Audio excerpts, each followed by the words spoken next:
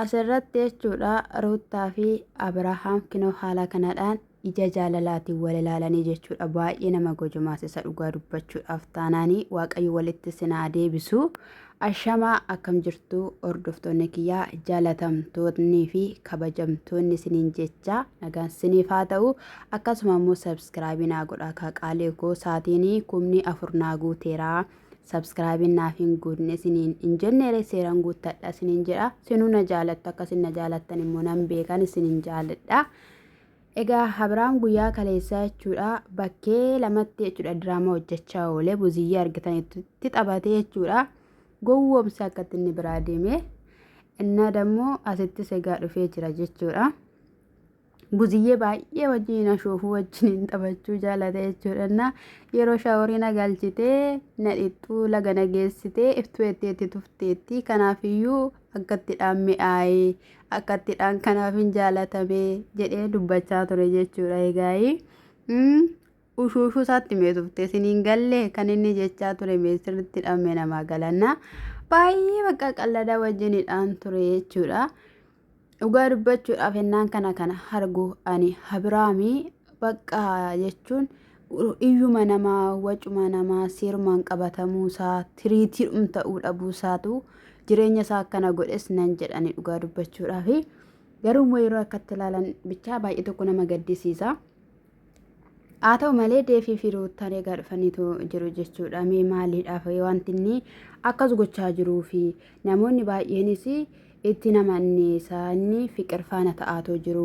Sobadha kan jechaatoo jiranii kanii egaa Ruuttaan jettee dhugaadha. Nuti osoo nuti hordoftoonni keenya keessan jirtanu oma tokkoyyuu wanti sin shakkitan hin jiru. Maaliif kallattii hundumaan akka inni diraamaa hojjechuudhaaf jedhe namoonni baay'een dubbachaa tura wanta ta'eefi isheenis itti namanne jechuudha. Haa ta'u malee egaa deefii akka inni nutti hin barbaanna.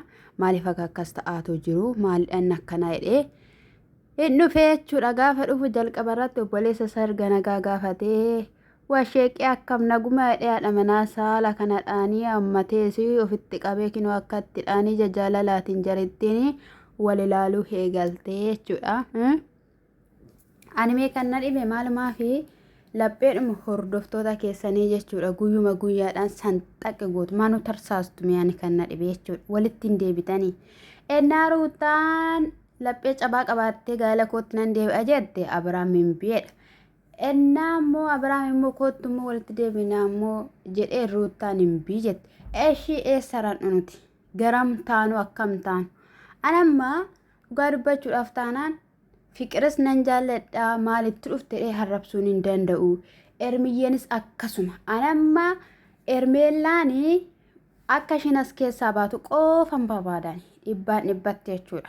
Dhibbaan dhibbatti akka ishiin baatee jireenya mataa isheetii jireenya haarawaa jaalallee haarawaa qabattee akka ishiin naa dhuftu duwwaan barbaadan jechuudha. Kaleessa immoo nama gojumaa sistem fuula ani eessa ishee akkan jaalladhu beektu ermeellaa jechuudha. Dubbii ishiitii fi fuula ishii kan akkatti meeshiin bareeddu jechuudha. Misina ajaa'ibame konkonni ilaalamee goodaa ilkaanii fi goodaa funyaanii kana dhugaa dubbachuuf tanan akkatti ishiin nama gojumaa sistu.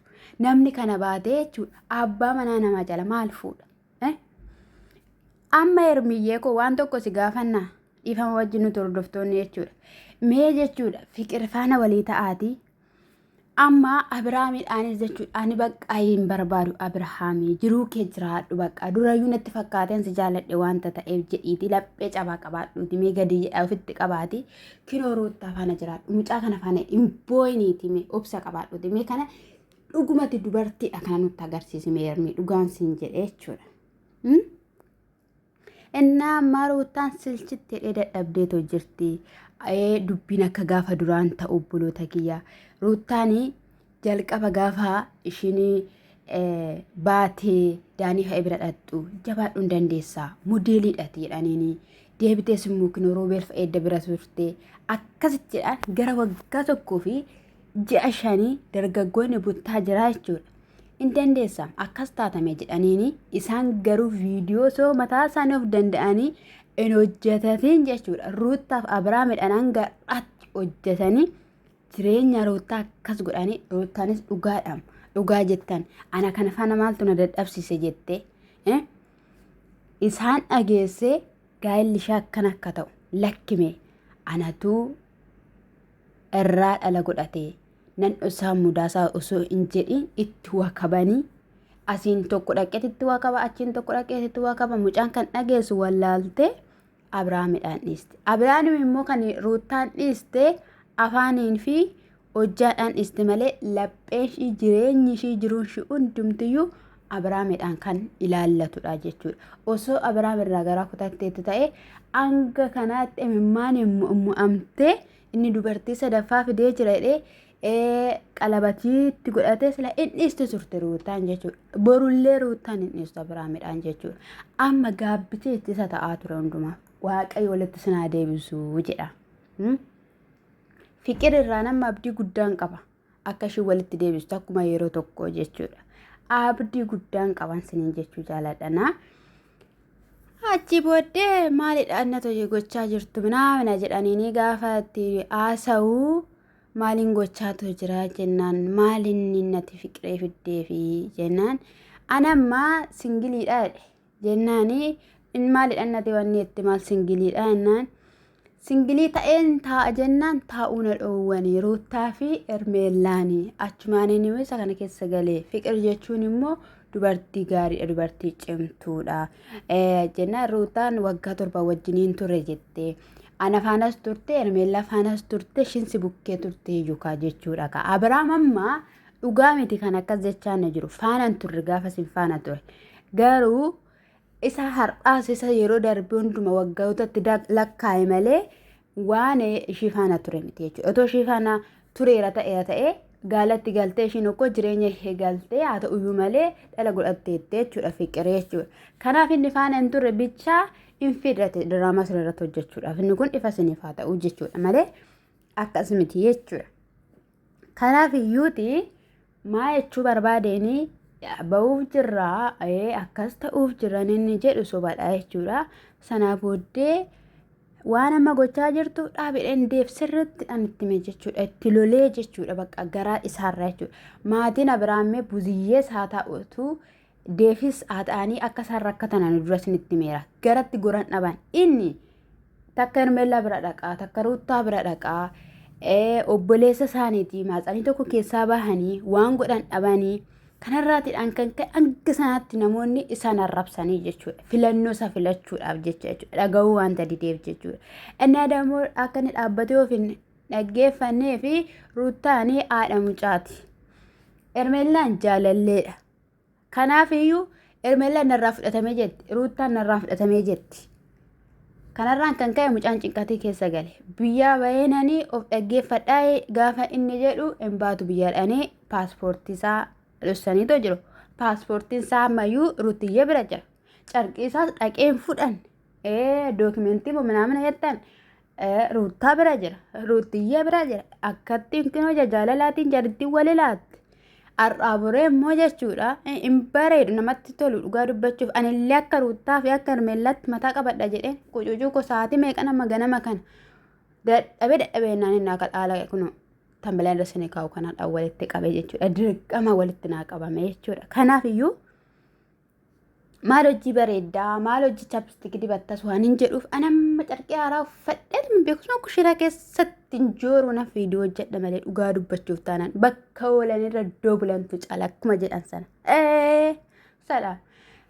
Innaa haala kanadhaan egaa haasofsiisanii baay'ee tokko jechuudha. Inni immoo haadhaaf abbaa kee moo nu immoo maal filattaa iddoo tokkotti jiraadhu dubartoota boochisuu duwwaadhaati achi kaattee as kaattee maalidha wanta akkasii jedheeni gaafa inni itti ka'uu egaa inni nan dhiphisinaa nan cannaqiinaati ani wanta lapheen kiyyaa fi keessi kiyya naan jedhu qofaan kan inni gochuu barbaadu jedheen jechuudha.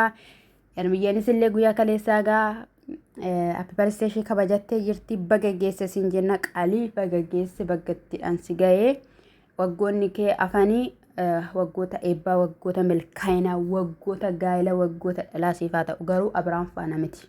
Abrahaam faana miti. Hordoftoonni immoo jechuudha warri Ermeellaadhaanii jaalattan deeggartoota shugara taatan na jala akkasiin jirtan nan beeka. Dubbiin Hermeellaatti dubbadhutti jechuudha akkasiin natti hin qabamnes nan beeka.